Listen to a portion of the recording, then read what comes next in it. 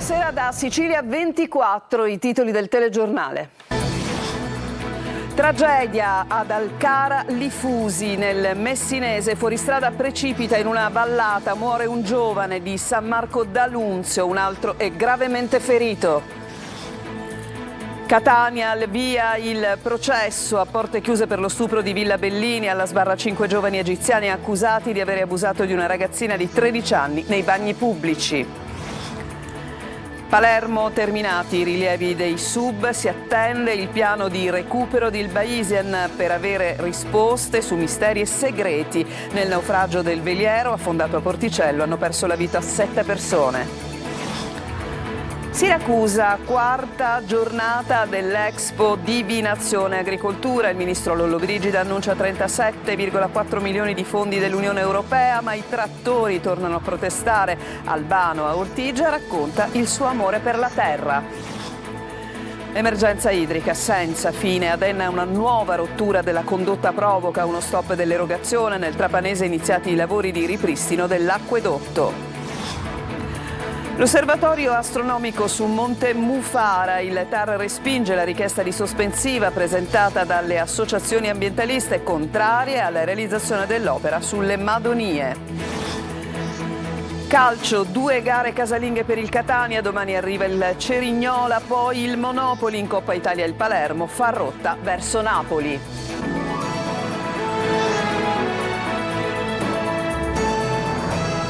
Bentrovati, andiamo nel Messinese, ad Alcara Lifusi, dove un fuoristrada precipita in una vallata ed è morto così un giovane di San Marco d'Alunzio, un altro rimasto gravemente ferito, ma ci riferisce tutto Francesco Triolo.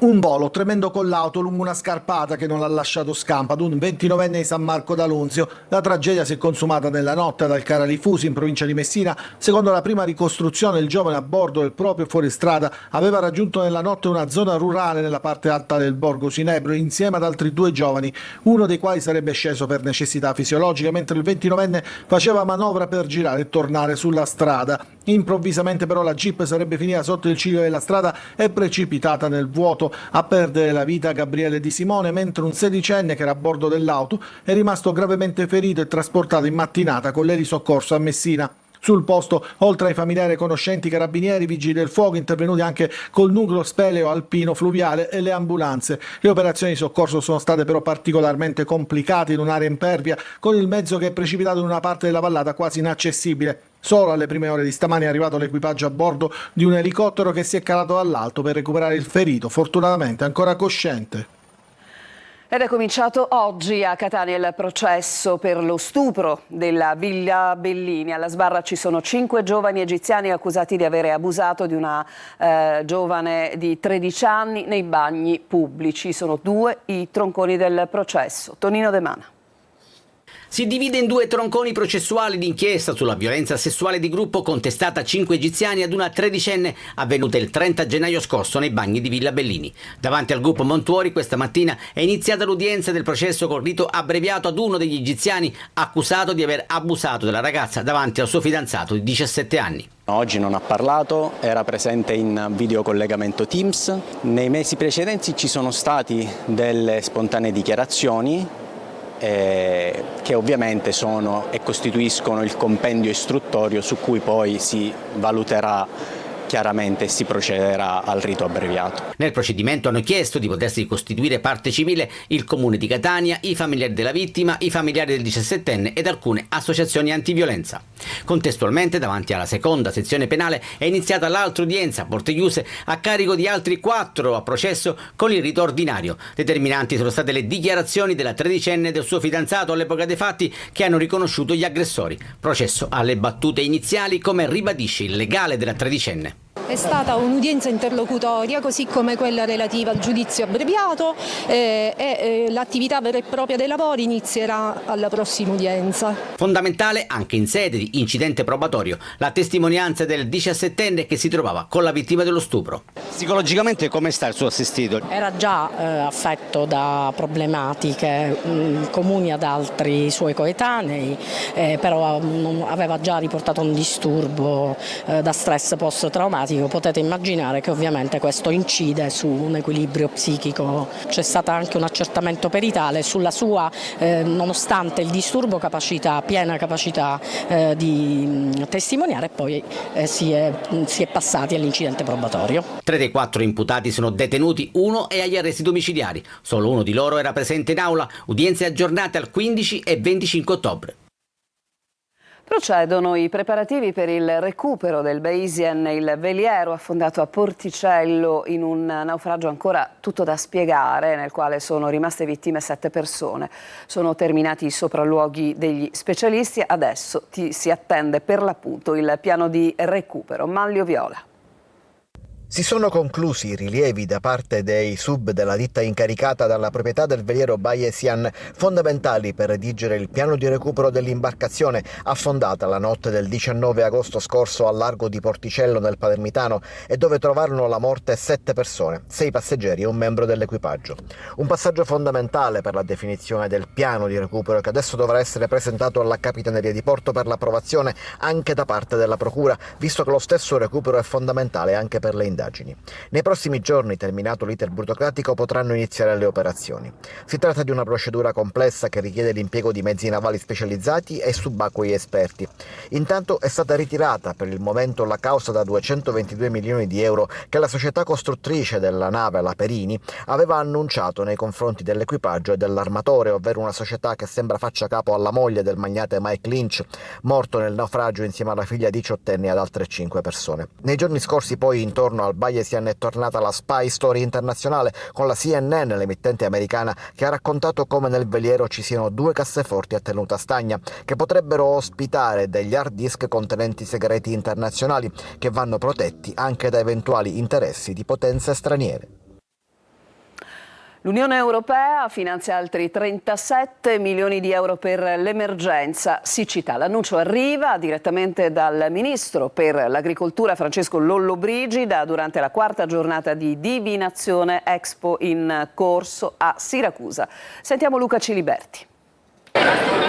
37 milioni di fondi europei per l'emergenza siccità nel sud Italia e in particolare in Sicilia. Di ritorno da Bruxelles in occasione del vertice con i ministri dell'agricoltura dei paesi UE, Lollobrigida porta in dote un importante tesoretto per dare risposta, seppur parziale, a un comparto in piena crisi. La Commissione ci ha ieri assegnato 37,4 milioni cofinanziabili con fondi interni fino al 200%, e quindi contiamo di avere risorse importanti da mettere a disposizione dei nostri imprenditori agricoli che hanno tanto sofferto. L'annuncio questa mattina in occasione della 4ª giornata di Divinazione Expo 2024 in corso a Ortigia, durante il confronto sul futuro dell'agricoltura e della pesca con le istituzioni italiane ed europee. Ristori che si aggiungono a quelli messi in campo dalla Regione. La proposta sicuramente sarà quella dello sgravio delle cartelle esattoriali del 2023, già una parte è stata operata con l'assestamento di agosto, vedremo se sarà possibile portare avanti anche, oltre a questo, anche altre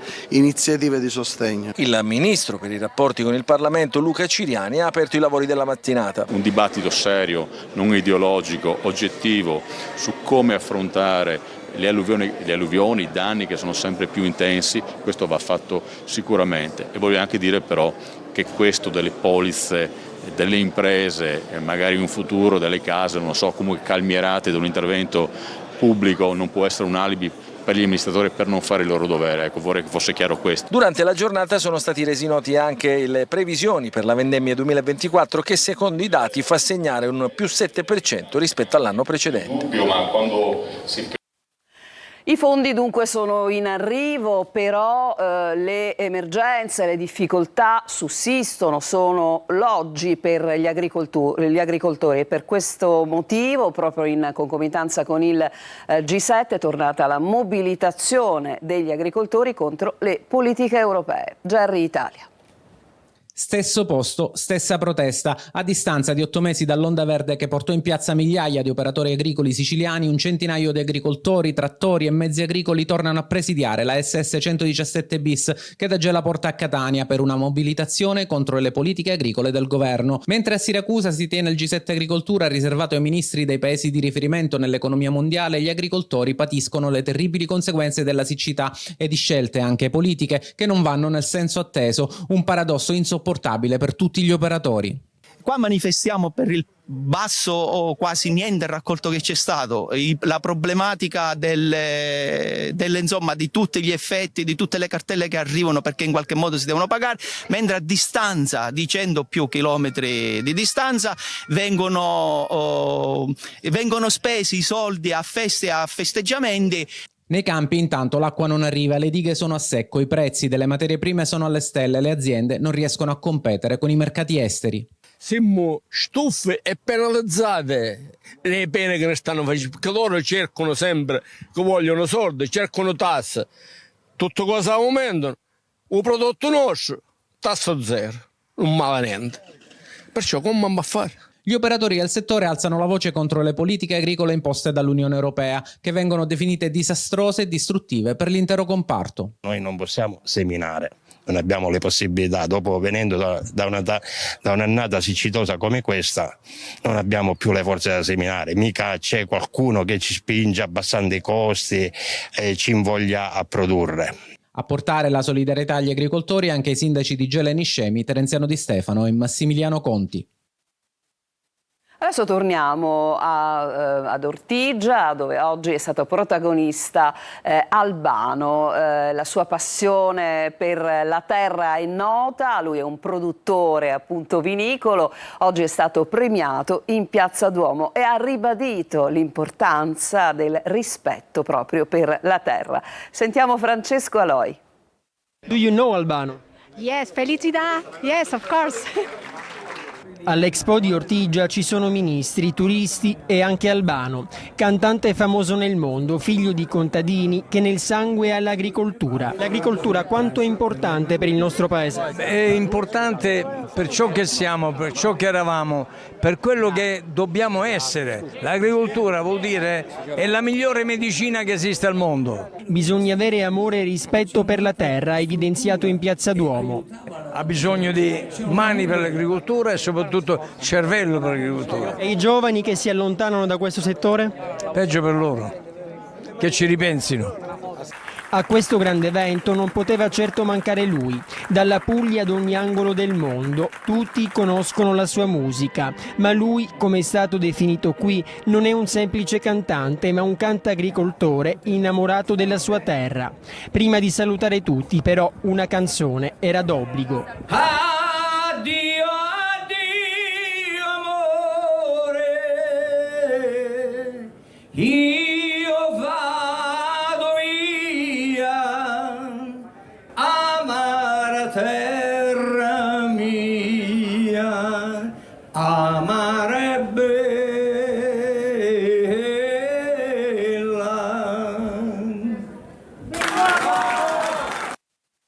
Cambiamo argomento e andiamo a Palermo, movida selvaggia al Borgo Vecchio. I residenti sono esasperati, protestano e dicono la musica a tutto volume in strada ogni fine settimana. Da un turista è arrivata una videodenuncia ed ecco cosa succede nel quartiere palermitano. Marco Gullà.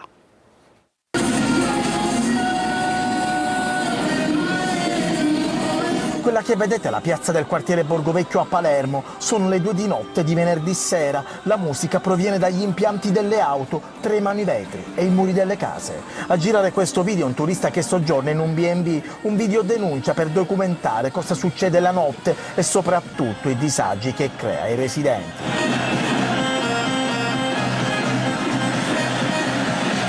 I giovani parcheggiano le macchine una accanto all'altra, le casse hanno una potenza di watt da concerto rock. Non ne possiamo più, viviamo nell'inferno, sottolineano i residenti. Chiamiamo le forze dell'ordine e ci dicono che sono impegnati. Tanti giovani bevono e si ubriacano e trascorrono la notte a ballare. In queste immagini vediamo anche bambini molto piccoli che nonostante l'orario sono ancora svegli. Si vedono le stesse scene della Bucciria, dove sabato notte si è verificata l'ennesima rissa con un giovane di 21 anni accoltellato. La Will Polizia lancia l'allarme, troppi tagli al personale, in 10 anni 180 agenti in meno e poi non tutta la città è coperta dalle telecamere della control room e per i 100 nuovi vigili urbani bisognerà attendere fino al 2025. Intanto a Palermo la musica sembra essere sempre la stessa.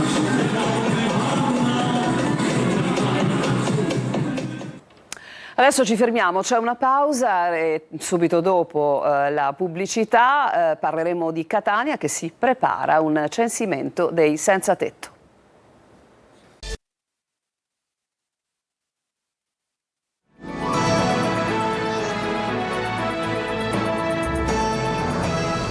Siamo tornati in studio Catania e tra le 15 città europee ad avviare il progetto della Conta, promosso dalla Commissione europea in 10 diversi Stati membri, per rilevare con metodo scientifico il numero e le principali caratteristiche delle persone senza dimora nei territori urbani. L'iniziativa è stata presentata nella sala giunta di Palazzo degli Elefanti dal sindaco Trantino. La Conta nel comune di Catania si svolgerà l'1 ottobre con oltre 170 volontari e operatori impegnati nella rilevazione delle persone che vivono in strada. Il 3 e 4 ottobre si effettueranno interviste su base volontaria e senza obbligo presso i dormitori e i servizi sociali. E adesso a una crisi idrica davvero infinita si acuisce l'emergenza nell'Ennese dopo l'ennesima rottura lungo la condotta di Contrada Girgia. Per le prossime 36 ore dunque niente acqua in molte zone della provincia. Nel Trapanese invece sono iniziati i lavori di ripristino dell'acquedotto. Ma sentiamo Laura Spanò. Prosegue l'emergenza idrica nell'Ennese, questo a causa di una rottura nella condotta idrica in Contrada Girgia. La società Sicilacqua ha spiegato che alla 4 di stamane si è verificata una rottura lungo la condotta idrica e da oggi e per le prossime 36 ore l'erogazione idrica nel comune di Calascibette presso l'area industriale del Dittaino non potrà essere garantita così come prevedeva la turnazione. Problemi anche a Enna Bassa e zone limitrofe. Il centro operativo comunale di protezione civile del comune, per venire incontro alle esigenze dei cittadini, ha disposto con il supporto della forestale il posizionamento di un'autobotte in via Unità d'Italia per consentire agli utenti di rifornirsi di acqua. Le persone impossibilitate a raggiungere l'autobotte possono contattare il COC chiedendo l'intervento diretto della protezione civile per l'approvvigionamento idrico. Intanto nel Trapanese, individuata la falla lungo la condotta idrica di Bresciana e svuotata dell'acqua, sono stati avviati all'alba i lavori per il suo ripristino. L'assessore al comune di Trapani Vincenzo Guaiana fa sapere che serve un particolare pezzo di ricambio che sarà costruito su misura. L'amministrazione, che ha attivato il centro operativo comunale, comprendendo le difficoltà dei cittadini, ha stabilito di garantire con priorità l'acqua a scuole e ospedali. I lavori nella migliore delle ipotesi si protrarranno almeno fino a domani sera. L'invito ai cittadini: un utilizzo parsimonioso dell'acqua a disposizione. L'osservatorio astronomico su Monte Mufara, il TAR, respinge la richiesta di sospensiva presentata dalle associazioni ambientaliste che, lo ricordiamo, sono contrarie alla realizzazione dell'impianto. Eva Spampinato. Stop and go, i lavori possono riprendere. Il TAR prima blocca la costruzione di Fly Eye proprio poche ore prima della posa della prima pietra, poi respinge la richiesta di sospensiva presentata dalle associazioni ambientaliste contro la realizzazione dell'osservatorio astronomico su Monte Mufara, il primo telescopio di una rete globale progettata dall'Agenzia Spaziale Europea per monitorare meteoriti e asteroidi, rocce potenzialmente pericolose che potrebbero colpire il pianeta Terra. Non è ancora nato, ma ha già trovato davanti a sé più di un ostacolo, e altro che asteroidi. Gli ostacoli siciliani hanno altri nomi. La realizzazione dell'opera sulla cima del Monte Mufara, in piena zona di tutela integrale, a ridosso del bosco di Faggi più meridionale d'Europa, era stata ritenuta troppo invasiva dagli ambientalisti, che hanno presentato ricorso. Il TAR ha sospeso la realizzazione del progetto e oggi i giudici della prima sezione, presieduta da Salvatore Veneziano, hanno respinto la richiesta di sospensiva. L'ESA nel 2018 firmò un accordo con l'Agenzia Spaziale Italiana per installare il telescopio in Sicilia, in cima ai 1865 metri di Monte Mufara. Un progetto ambizioso, di grandissimo interesse scientifico, con tutte le ricadute del caso, che potrebbe rischiare di prendere il volo in direzione Canarie. E il presidente della regione Schifani ha espresso vivo apprezzamento per la decisione del TAR di respingere la richiesta di sospensiva riguardante appunto la realizzazione dell'osservatorio Fly Eye su Monte Mufara. Ha dichiarato Schifani: il mio governo ha creduto fin dall'inizio in questo importante progetto. Noi ci fermiamo ancora, subito dopo il calcio inizieremo con il Catania che è atteso da un doppio turno casalingo. A tra poco.